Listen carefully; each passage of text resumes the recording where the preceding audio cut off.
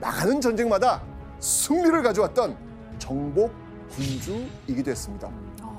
자, 그러면 백제와 이 고구려, 신라가 서로 치열하게 대립하던 삼국시대, 그 당시 그 백제의 왕이었던 이 의자왕이 가장 노리고 있었던 적은요, 바로 신라였습니다. 백제의 충성스러운 군사들이여, 신라 잔적들을 척결하고 대백제의 중흥을 이루는 사명을 한시도 잊지 말라. 자, 의자왕은 왜 신라를 압박하며 치열하게 공격했을까요? 왜냐하면 백제 의자왕에게 이 신라는요, 복수의 대상이었기 때문입니다. 복수의 대상? 복수의 대상. 복수의 대상. 자, 오늘은요, 백제 의자왕과 신라 김춘추, 그들은 왜 칼을 겨누는가?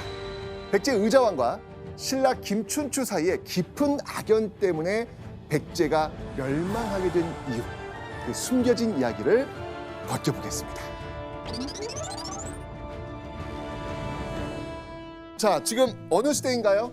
삼국시대. 맞습니다. 삼국시대입니다. 이 시기는 지금 이렇게 고구려, 백제, 신라가 영토를 맞대고 싸우던 혼돈의 시대였죠.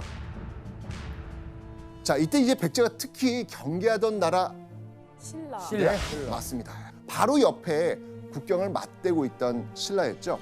자, 의자왕은요, 왕으로 즉위하고 이듬해 642년 자신이 직접 군대를 이끌고 전장에 나서겠다고 선포합니다. 그의 칼끝이 향한 곳, 바로 신라였습니다. 가을 7월에 왕이 직접 군사를 거느리고 신라를 침공하여 미우성 등 40여 성을 함락시켰다.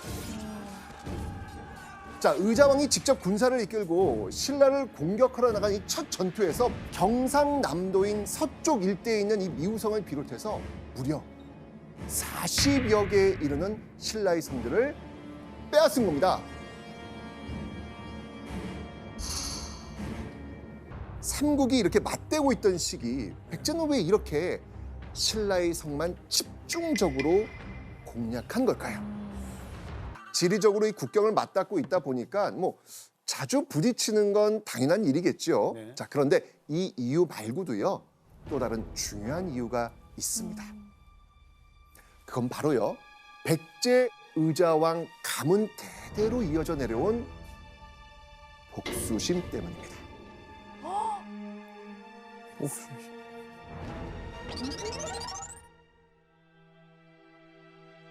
무려 4대조 할아버지 때부터 생긴 원한이 있었는데요. 그 시작이 되는 사건은 바로 이겁니다. 여기서 한번 짚어보는 별점 체크 포인트. 나제 동맹. 이 나제 동맹이란 신라의 나, 백제의 제, 한마디로 신라와 백제가 힘을 합해서 고구려에 맞서기 위해 맺은 동맹입니다.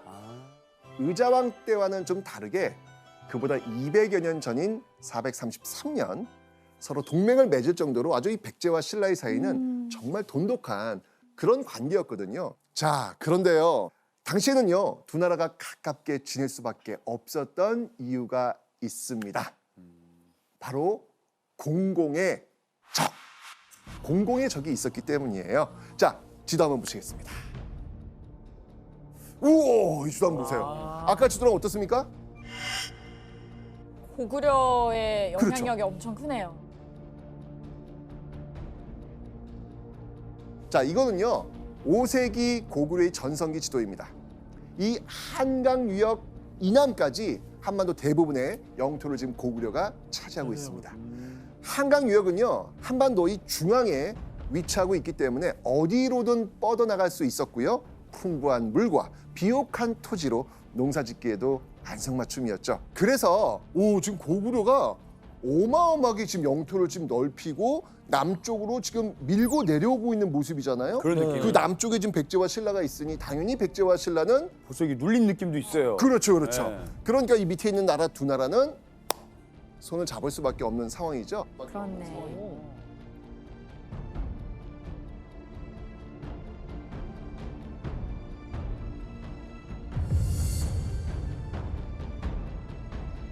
자, 그래서 백제의 성왕, 신라의 진흥왕, 당시 왕들이에요. 네. 드디어 이 성왕과 진흥왕이 힘을 합해서 고구려를 밀어내고 정말 그토록 바라던 금싸라기 같은 한강 유역을 고구려로부터 탈환한 겁니다.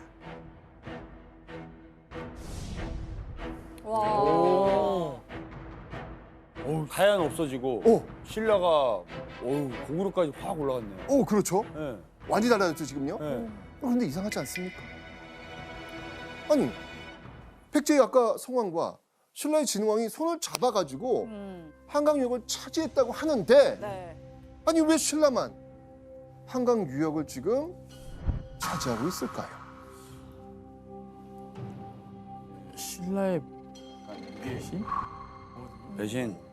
욕심이 예. 배신이다. 그런 것도 있는 것 같아요. 조반장님이 정확히 맞추셨습니다. 그러니까 이 한강 유역 땅 전체를 탐냈던 신라가 백제를 배신한 겁니다.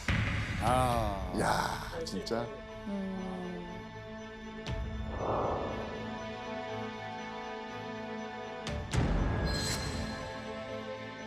이 백제는요, 동맹을 깨고 배신한 신라의 복수를 다짐합니다.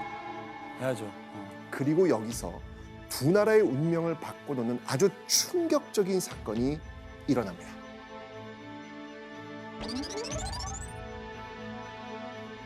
그래서 신라의 배반에 분노한 백제군이 복수를 위해 신라로 쳐들어간 겁니다. 진격한 겁니다. 이때 백제군을 격리하기 위해서 성왕도 군사들의 뒤를 따라갑니다.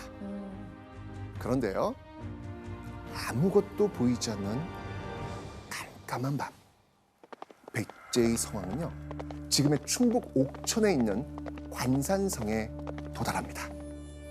그런데 바로 그때 갑자기 성왕 주변에 말발굽 소리가 들려오기 시작합니다. 그리고 점점 가까워지고 있었습니다. 당황한 성왕. 성왕의 눈에 띈 사람들, 그들의 정체는 바로 성왕을 노리며 매복해 있던 신라 군사들이었습니다. 오! 내복이요.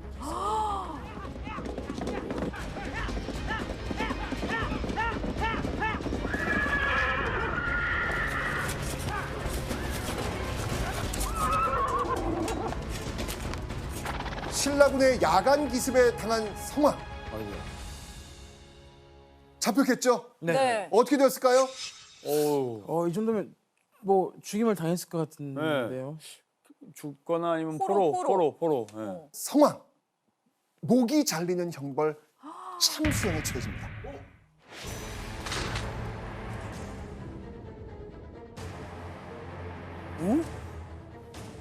왕을 그냥 한 번에요? 네.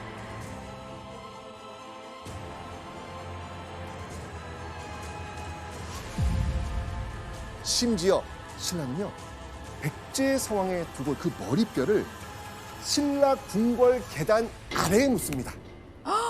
계단 아래? 이게 어떤 의미일 것 같아요? 그걸 이제 계속 밟고 올라가겠다는 거지. 그러니까 아니, 궁궐은요 하루에도 수많은 사람이 드나드는 곳이잖아요. 그 많은 사람이 백제왕의 유해를 밟고 다니게 만든 겁니다.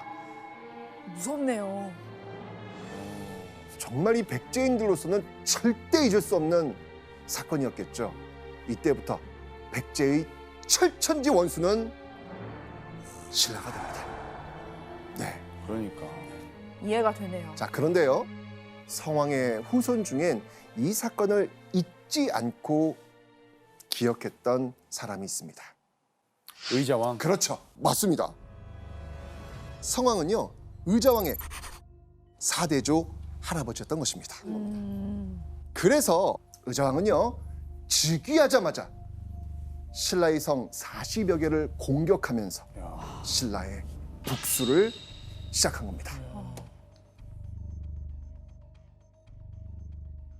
그런데 그는요, 백제 무왕의 적장자 첫째 아들이었습니다. 왕으로서 꼭 필요한 정복 능력에다가 이런 적통성까지 지녔으니까 사실 의자왕 왕위에 오르기 쉬웠을 것 같죠. 쉽게 적장자니까 그렇죠. 쉽지 않았을까요? 자, 그런데요.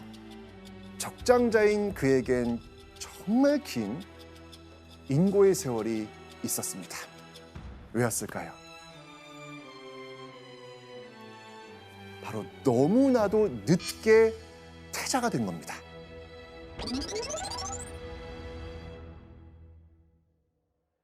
태자는요, 다음 왕이 될 후계자 신분이라고 할 수 있습니다. 무려 33년이 흐른 632년에 태자가 됩니다. 아, 그럼 그전에는 그냥 아들이고. 그렇죠, 그렇죠. 아. 엄청 늦게 한 거죠. 의자왕은 왜 이렇게 늦게서야 태자에 오르게 되었을까요? 네. 왜 그러지? 혹시 무슨 문제가 있는 거 아닐까? 기록을 한번 보도록 하겠습니다. 의자왕은 무왕의 맏아들로서 씩씩하고 용감하며 대담하고 혈단성이 있었다. 부모에게 효도하고 형제와 우애가 있어서 당시에 해동증자라고 불렸다. 한마디로 우리나라 최고의 효자입니다. 이런 내용이에요, 지금. 엄청 최고. 그렇죠? 최고의 아들이고 최고의 뭐 신랑감이고 뭐. 이런 느낌이 일단 완벽하네요. 들죠, 그죠? 네. 야, 이게 바다 건너 중국 당나라까지 이 소문이 퍼졌을 정도라고 합니다. 근데 뒤늦게서야 태자로 책봉되었다? 뭘까? 이유가 없는데 지금. 그렇죠, 이유가 없죠, 지금. 네. 도저히 이해가 안 되죠? 예. 뭐가 있을 것 같아. 이때 이 드라마에 나오는 그 우리가 너무나도 자주 접하게 되는 그 주제. 출생의 비밀. 오!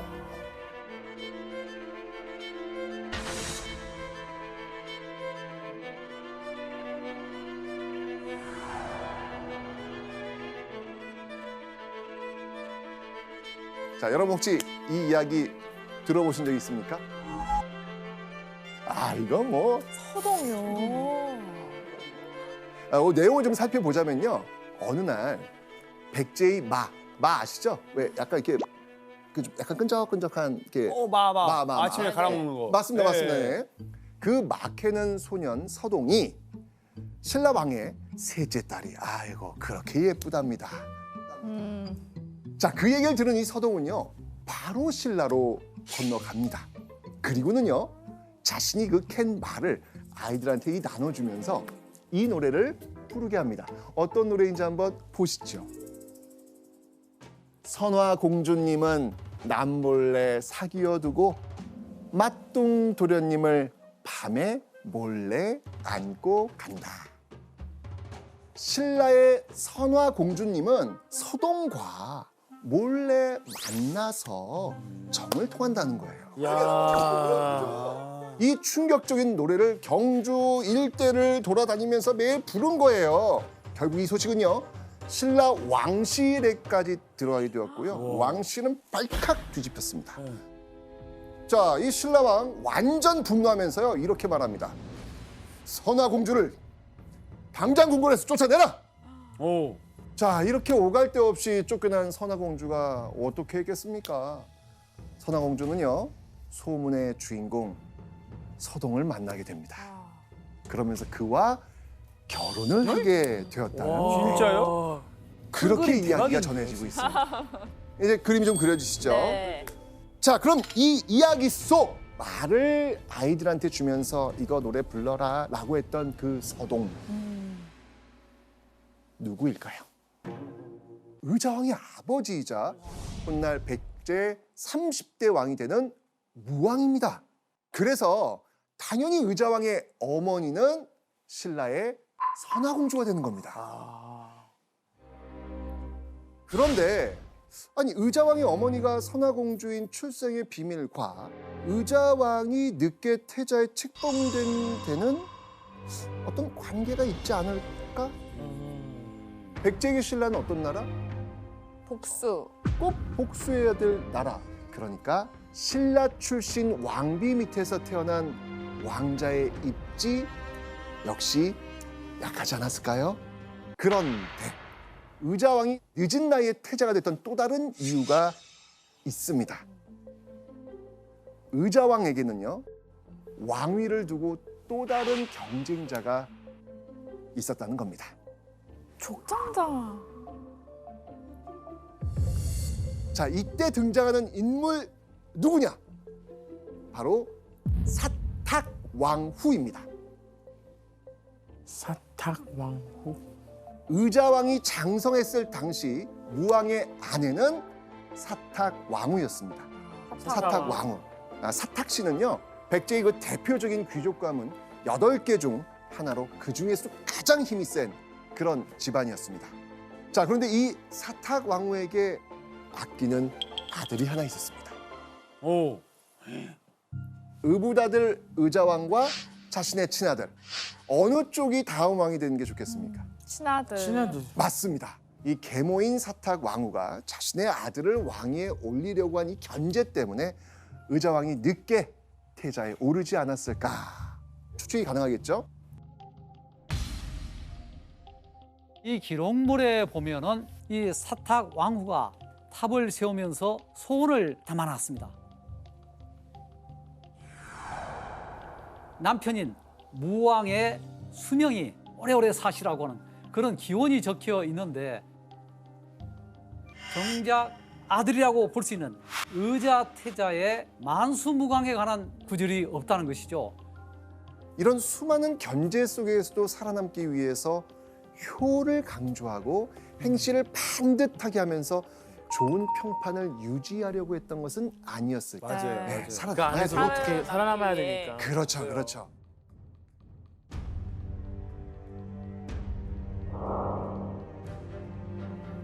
그리고 태자 책봉 후 무려 9년 뒤인 무왕 42년, 의자왕은요 40대 중반의 나이에 백제의 왕으로 드디어 등극합니다. 그리고 즉위하고 1년 4개월 만에 신라 40여 개의 성을 빼앗는 성과를 올리게 된 겁니다.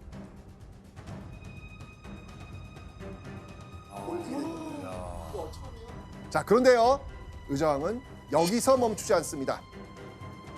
이번에는요, 신라의 아주 중요한 이곳을 공격합니다.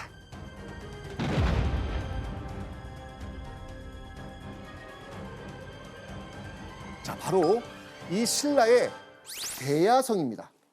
여기 대야성 지금 보이시죠? 자, 이 대야성은요, 지금의 경상남도 합천 지역으로 신라와 백제 경계에 있는 곳입니다. 이곳을 차지하기만 한다면요, 신라의 수도 저 경주까지 빠르게 공격할 수 있는 전략적 요충지입니다. 자, 당연히 신라는요, 이 대야성을 지키는 성주에 아주 중요한 인물을 앉혀놓습니다. 그만큼 중요하다는 이야기죠. 자, 처참하게 죽은 성왕의 복수를 위해 칼을 든 백제군, 그리고 수도를 코앞에 두고 백제군의 진격을 꼭 막아야만 하는 신라군. 상상컨대 이 전투는 너무너무 치열하지 않았을까요? 자, 그런데요, 이 치열할 것 같았던 이 대야성 전투는 너무나도 손쉽게 백제의 승리로 끝나게 됩니다. 진짜요? 자, 그런데요, 이 승리에는요, 숨겨진 내막이 있습니다.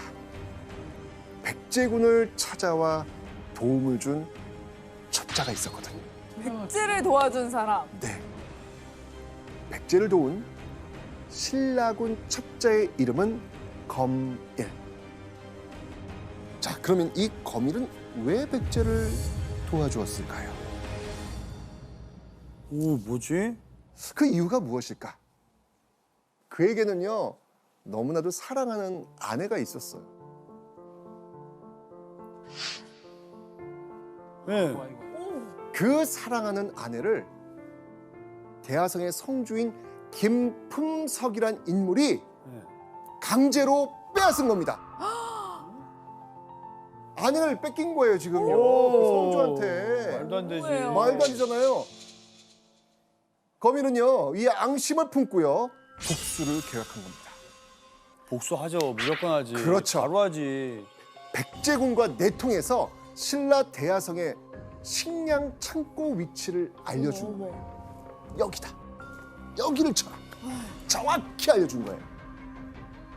이를 알게 된 백제군은요, 식량 창고를 불태워버리고 이 전투는 결국 백제군의 승리로 돌아갑니다. 대야성 전투에 승리했던 이때의 백제군이 어떻게 했을까? 기록을 한번 보겠습니다.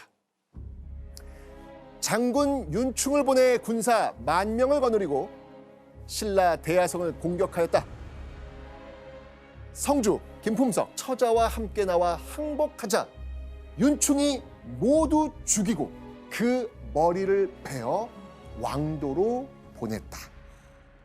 의자왕은요, 항복한 성주와 그 아내의 목을 베어버린 겁니다. 자, 그런데 솔직히 이렇게 항복까지 했는데 네. 그렇죠.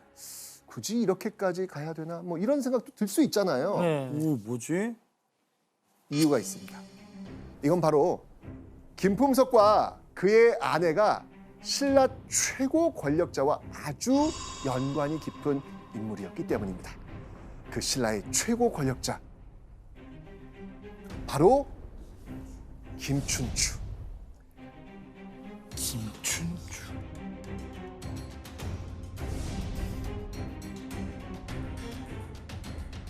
교과서에 뭐 꼭 나오는 인물 아니겠습니까? 많이 나오죠. 그렇죠. 훗날 태종 무열왕이 되는 김춘추입니다.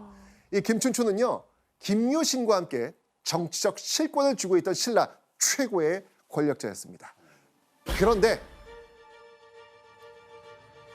의자왕이 죽인 대야성 성주가 바로 이 김춘추의 사위였습니다. 자, 그러면 성주와 함께 죽인 그의 아내는 누가 될까요? 사위. 딸이네. 맞습니다. 딸 죽였어요. 맞습니다.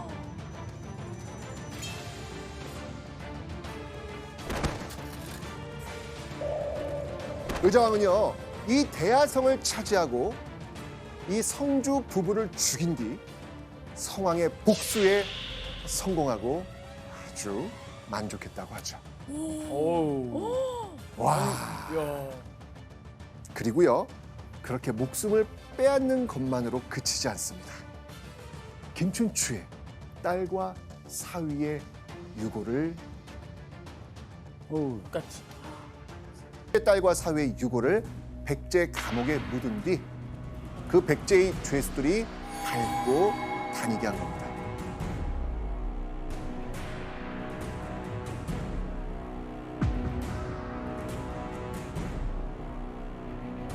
사랑하는 딸을 적군의 손에 잃은 아버지 김춘추의 심정 어땠을까요? 아, 와, 약간 못 살아갈 것 같아요. 그럼. 어떤 심정이었을지 이 기록이 있어요.